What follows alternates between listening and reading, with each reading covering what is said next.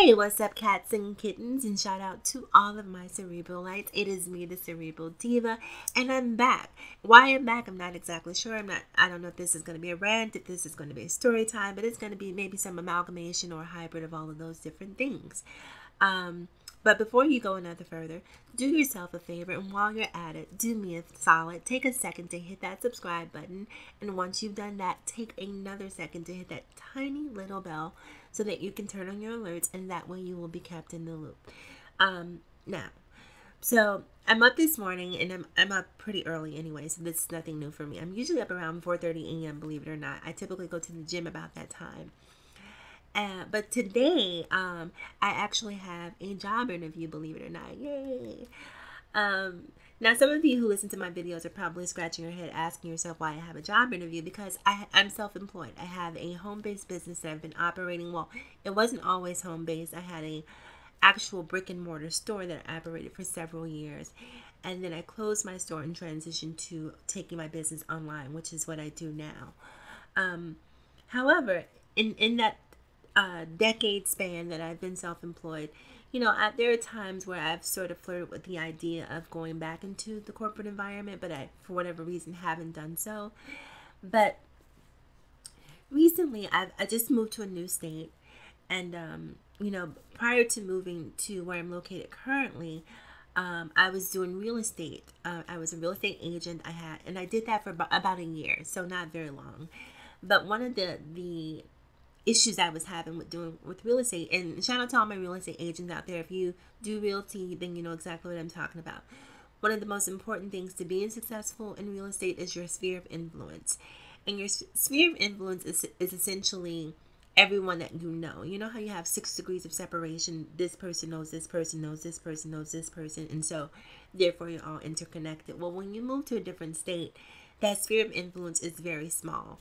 So I was finding when I was doing real estate that the majority of the majority of my customers were men, because that was my sphere of influence. When I was out and about, I would meet guys. Guys would try to pick me up at the gas station or Walmart or where have you. So I knew a bunch of men because that's who talks to me. Unfortunately, I didn't have a lot of interactions with other women because women don't talk. It's very rare that, you're out in public and you meet a woman and you guys sort of vibe off of each other and, become friends. That doesn't happen very often. Typically, when women form friendships, it's because they know someone that knows someone, or because you guys may be at the gym together, or you guys may, you may work together, but it's not very often that you go into Walmart and you just meet another woman and you guys just strike up a friendship. So I didn't have a lot of girlfriends, so to speak, and that was a difficult thing for me to grow because I work from home. So I didn't meet a lot of people. And so now that I'm in a new state, I want to consciously make an effort to get out and meet new people. And so one of the things that I'm doing, aside from getting a new job, is also volunteering. So that's going to be also an option, another way for me to meet new people. And so, and part of this is me being philanthropic, me being altruistic. But another part of this is me also having an opportunity to meet people to grow my business endeavors, i.e. real estate. So I'm going to be going into a new job. This is going to be a different set of circumstances for me. I've been so autonomous. I've been so in control that now I'm going into a traditional work environment. It's going to be a little different for me because I'm not used to having anyone tell me what to do, when to do it, and what time to do it. But I think that I'm a pretty pliable person, so I think I'll be okay in that particular sense. But having said all of that, one of the things that I was really thinking about this morning is that, like, 5 years ago, I was living in a different state. I've moved, believe it or not, to about three different states in the last 4 years. So I was living in a different state, and I know I keep being ambiguous in terms of saying different states, just because people on YouTube are weird, so I try to limit the amount of information that people have about me. So that's why I'm just saying state versus saying exactly where I live. So I lived in a different state, And at that particular time, I had a very large group of friends. Probably, I don't know, when we went out, we would probably be 10 to 12 deep. There was a lot of us. And I came to realize through a bunch of different occurrences that some of the people that I qualified as my friends weren't really my friends. And that took me to a very, I don't want to say dark place, because dark makes it seem like I was, depressed, or I was hurting. And I guess to an extent I was hurt by some of the things that I found out about my quote unquote friends.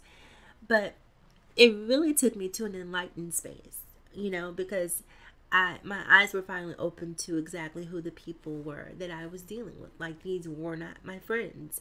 These were people who, to me, friends are friendly. And some of the acts that they committed against me surreptitiously were very hostile acts. And when I found out about these things, part of what bothered me was that other people in the group knew about these things, but no one said anything to me about them.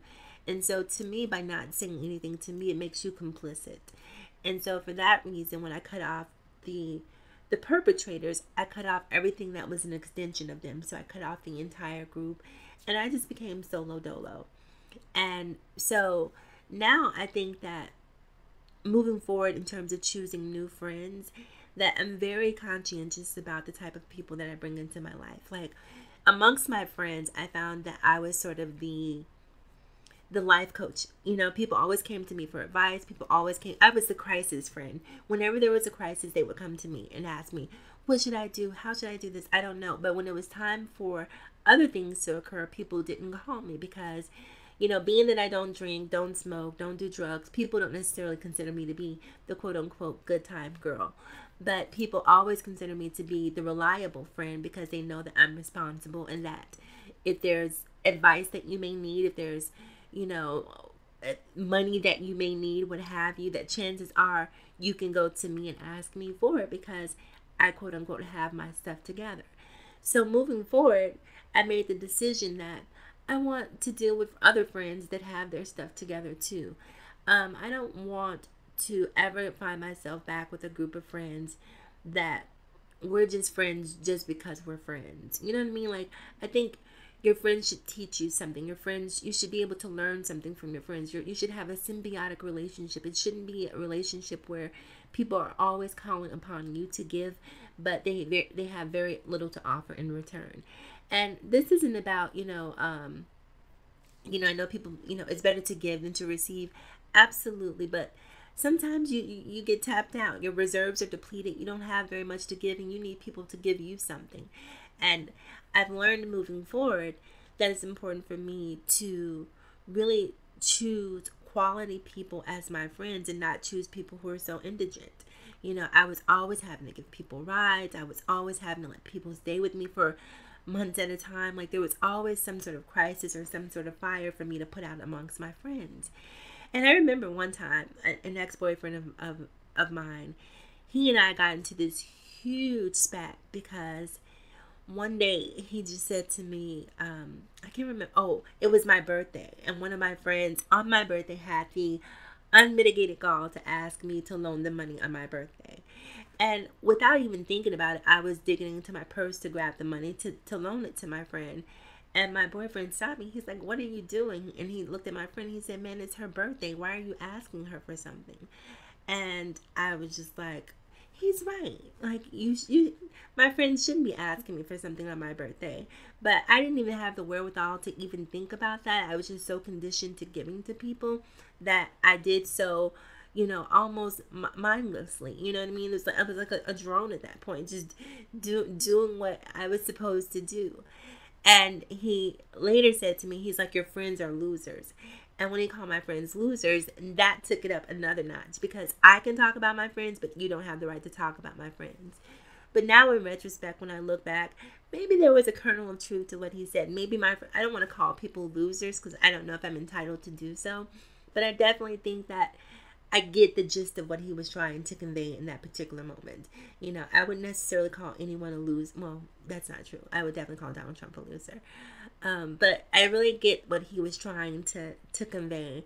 And now that I'm removed from the situation and I can see it with, clearer eyes, he was right. He was right in that instance. My friends weren't necessarily losers, but they were definitely a succubus on my progress. And so I guess what I want to say to you, if you're a person out there and you find yourself surrounded by people who aren't really helping you grow, who aren't helping you progress, who aren't helping you move forward in life, who are basically taking, I don't care if it's friends, I don't care if it's the man, I don't care who it is. Anyone who doesn't give is taking away. And so I think that maybe you should definitely take a step back and look at the people who you're surrounding yourself with and make better choices. I know that even though I don't have as many friends as I used to, that's a conscious choice on my part. My life is much more happier because not only do I not have the friends, I don't have the obligations. I can focus on me, I can focus on my goals, and I can focus on my agendas. And I feel moving forward that I will attract that type of energy back to me. So anyhow, you guys, I guess I should probably get out of here and get ready to get dressed. Make sure you comment. I'm really interested to hear what you have to say about this particular video. So make sure you like, comment, subscribe, and please share if you feel so inclined. Also remember to follow me across all social media platforms: Facebook, Instagram, Snapchat, and Twitter.